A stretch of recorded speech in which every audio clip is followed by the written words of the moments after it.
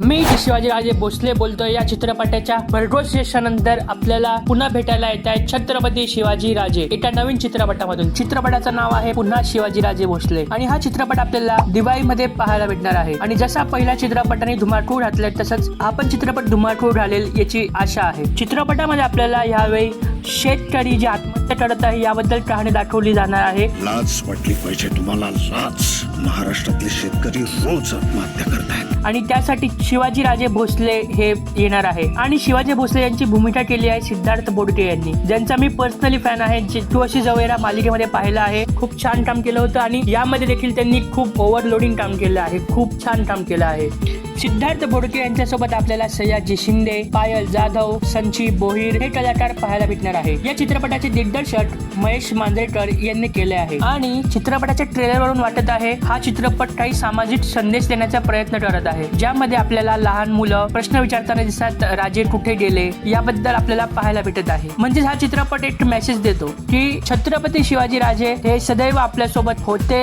राहणार आणि आहेत। आणि मेन जी गोष्ट मला अट्रॅक्टिव्ह वाटली या ट्रेलर मध्ये ती म्हणजे बीजीएम। चित्रपटाचे जे गाणे आहेत, बॅकग्राऊंडला जे गाणं वाजवलं आहे ते खूप एक नंबर वाटलं मला। आणि हो, जसं की ट्रेलरच्या सुरुवातीला बोललं जातं wear headphone for better experience, तर खरंच तुम्ही हा ट्रेलर हेडफोन लावून ऐका, एक नंबर वाटेल तुम्हाला। चित्रपटाच्या ट्रेलरला तर प्रेक्षकांचा भरघोस प्रतिसाद मिळाला आहे, प्रेक्षकांनी कमेंट मध्ये प्रेम देखील दिलं आहे। आता फक्त आपल्याला वेट करायचा आहे तो चित्रपट रिलीज व्हायचा। आय होप हा चित्रपट पूर्ण हाऊसफुल जाईल, प्रेक्षक भरभरून या चित्रपटाला प्रेम देतील, कारण हा आपल्या राजांचा चित्रपट आहे आणि राजांचा चित्रपट हाऊसफुल तर जायलाच पाहिजे ना। तुम्हाला या चित्रपटाचा ट्रेलर पाहून काय वाटलं, कसा पहिली रिॲक्शन तुमची कशी होती हे आम्हाला कमेंट मध्ये नक्की सांगा। बाकी मी कृष्णा घेतो रजा, भेटूया पुन्हा एकदा नवीन व्हिडिओ मध्ये। बाय द वे, चॅनलवरती नवीन असाल तर लाईक आणि सबस्क्राईब जरूर करा मराठी टीव्हीला।